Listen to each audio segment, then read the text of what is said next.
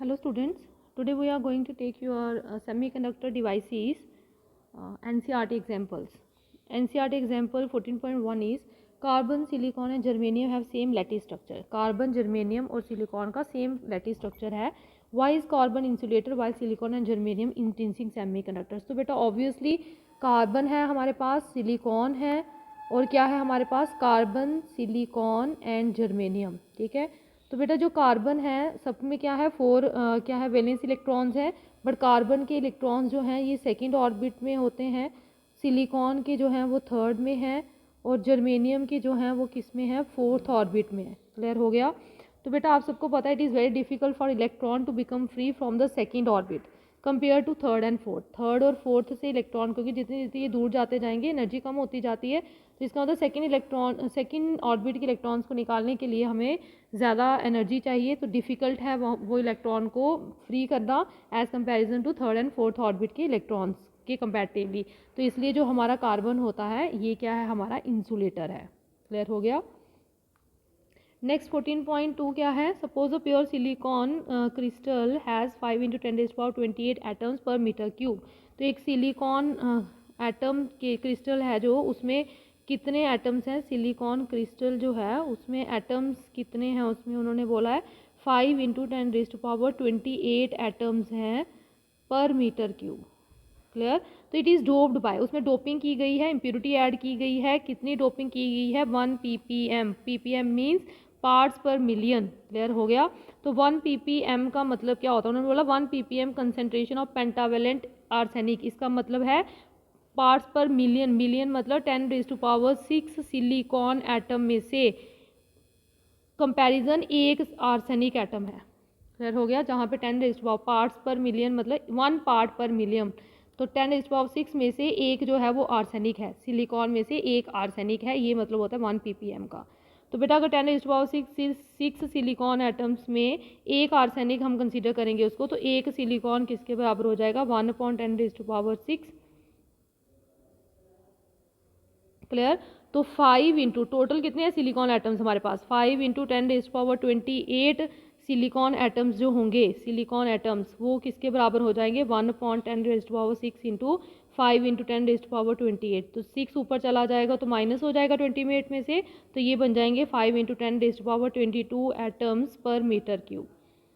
तो इसका मतलब कितने आर्सेनिक एटम्स आ गए हमारे पास, हमारे पास टोटल आर्सेनिक एटम्स कितने आ गए, 5 × 10⁻22 एटम्स आ गए पर मीटर क्यूब.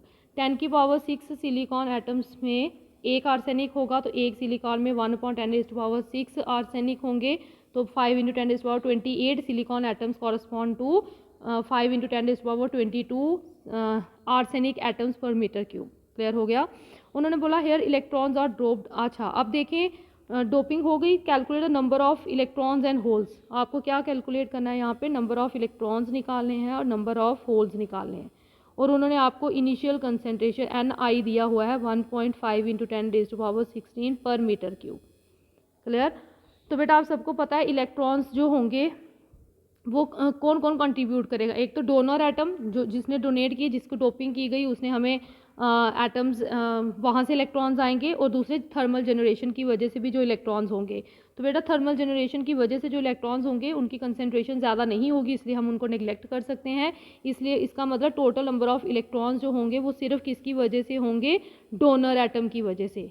सिर्फ किसकी वजह से होंगे, डोनर की वजह से.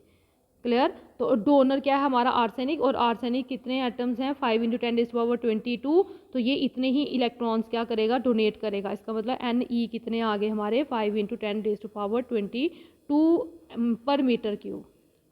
तो ये नंबर ऑफ इलेक्ट्रॉन्स होंगे हमारे 5 × 10⁻22 per metre cube number of electrons होंगे. बेटा अगर नंबर ऑफ इलेक्ट्रॉन्स है, no you have to calculate number of holes. तो बेटा फॉर एक्सट्रिंसिक सेमीकंडक्टर आप सबने पढ़ा है Ne × NH number of electrons into number of holes जो होते हैं वो किसके बराबर होती है, Ni² के बराबर होती है. तो you have to calculate NH. तो NH किसके बराबर हो जाएगा, NH हो जाएगा Ni² अपॉन Ne.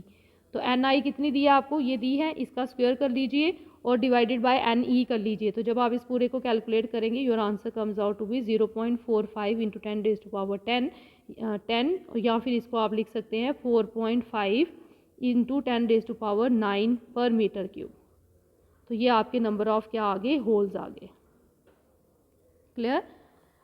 नेक्स्ट क्या है बेटा, can we take one slab of P type semi conductor and physically join it to another N type semi conductor to get P N junction. तो क्या एक पी टाइप सेमी कंडक्टर को, एक slab हमने P type की ली और एक slab हमने एन टाइप की ली, तो क्या हम उनको, एक स्लैब मैंने पी टाइप की ले ली, एक मैंने एन टाइप की ले ली, इन दोनों को ज्वाइन कर दिया, तो क्या ये पी एन जंक्शन बन जाएगा? नो बेटा, नहीं बनेगा। क्यों नहीं बनेगा? क्योंकि अगर कोई भी स्लैब आप ले लीजिए बेटा, उसमें रफनेस रहेगी, उनकी रफनेस बड़ी ज़्यादा होगी as comparison to interatomic crystal spacing जो होगी, जो कि कितनी होती है, अप्रॉक्सीमेटली 2 to 3 एंगस्ट्रॉम। तो अगर आप इंटरटॉमिक स्पेसिंग देखिए, उसके कंपैरेटिवली अगर आप स्लैब्स को जोड़ेंगे तो उनकी रफनेस बड़ी ज़्यादा होगी, इसलिए कंटिन्यूस कंटैक्ट जो होगा एट द एटॉमिक लेवल वो पॉसिबल नहीं होगा। तो अगर कंटिन्यूस कंटैक्ट ही पॉसिबल नहीं होगा तो जंक्शन जो है वो डिसकंटिन्यूटी बिहेव करेगा for the flowing charge carrier. तो चार्ज कैरियर जो फ्लो करेंगे उसमें डिसकंटिन्यूटी आ जाएगी, जंक्शन पूरा स्मूथ बिहेव नहीं करेगा, इसलिए हम एक स्लैब पी टाइप की एन टाइप के साथ ज्वाइन नहीं कर सकते। कैसे किया जाता है, या एन टाइप का क्रिस्टल ले लीजिए या पी टाइप का, उसमें डोपिंग की जाती है, ऐड की जाती है इम्प्योरिटीज़ ऑफ डिफरेंट टाइप, तो उस तरह से पी एन जंक्शन बनता है। दो अलग अलग स्लैब्स को जोड़ के पी एन जंक्शन नहीं बनता है। नेक्स्ट 14.4 एक्सरसाइज क्या है बेटा आपकी, आपको उन्होंने वी आई करेक्टरिस्टिक दी है सिलिकॉन डायोड की और उन्होंने बोला है रेजिस्टेंस निकालिए।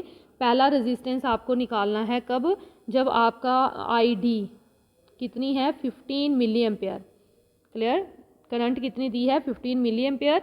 और वोल्टेज सेकंड पार्ट में आपको वोल्टेज फिर से रेजिस्टेंस ही निकालनी है, बट कब, जब आपको वोल्टेज दी है V D is equal to -10 volt.